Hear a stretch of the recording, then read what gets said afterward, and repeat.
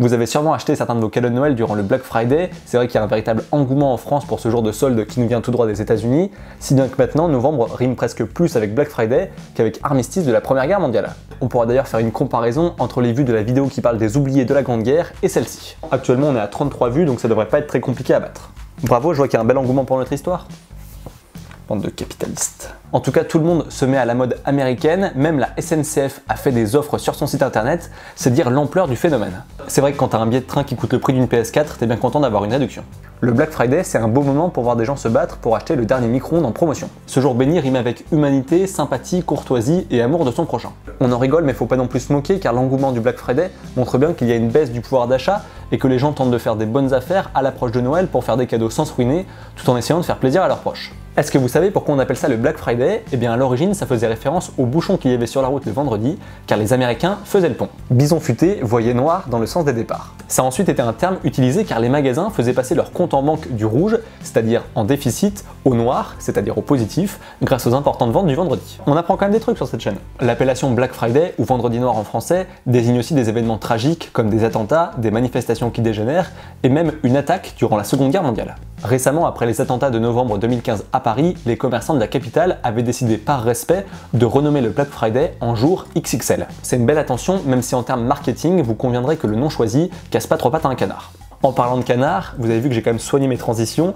De base, le Black Friday est lié à Thanksgiving puisque c'est le vendredi qui précède cette célèbre fête traditionnelle américaine. Petite anecdote, c'est pour vous ces cadeaux, saviez-vous que depuis Kennedy, chaque président américain gracie 2 dindes pour l'occasion? Non, c'est pas une blague. La volaille, c'est le plat principal de Thanksgiving et du coup, il y a 2 chanceuses qui échappent à la casserole. Enfin, techniquement, elles sont cuites au four, mais c'est l'expression. Cette année, Donald a choisi 2 cousines à lui, c'est bon, vous l'avez. Elles s'appellent Petit Pois et Carotte, elles aiment les M&M's, le popcorn et Elvis Presley. C'est véridique, il n'y a même pas besoin de faire de vanne. Et en plus, la coutume ne s'arrête pas là puisque les 2 poulets ont dormi dans un hôtel de luxe. Par contre, la Maison Blanche ne nous a pas dit s'il s'agissait d'un Trump Hotel. Enfin bref, en France, le Black Friday est devenu un véritable phénomène. Il y a eu une hausse de 134% sur les ventes en ligne entre 2013 et 2018. Et on prévoyait 5,7 milliards de dépenses sur le week-end rien qu'en France. Mais cette folie des prix porte un grand coup à l'environnement. Selon Greenpeace, on achète 60% de vêtements de plus qu'il y a qu'un an. Et selon une enquête de la ZDF, une chaîne allemande, 30% des articles qui sont renvoyés à Amazon Allemagne sont jetés par la suite à la poubelle. On consomme plus et souvent les produits sont fabriqués dans des conditions peu éthiques et peu responsables de l'environnement.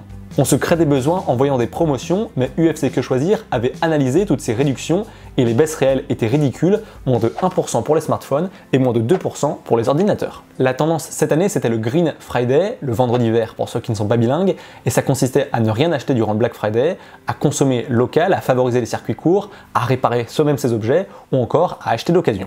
Moi j'ai quand même acheté quelque chose, personne n'est parfait. Faut dire qu'il y avait une sacrée réduction.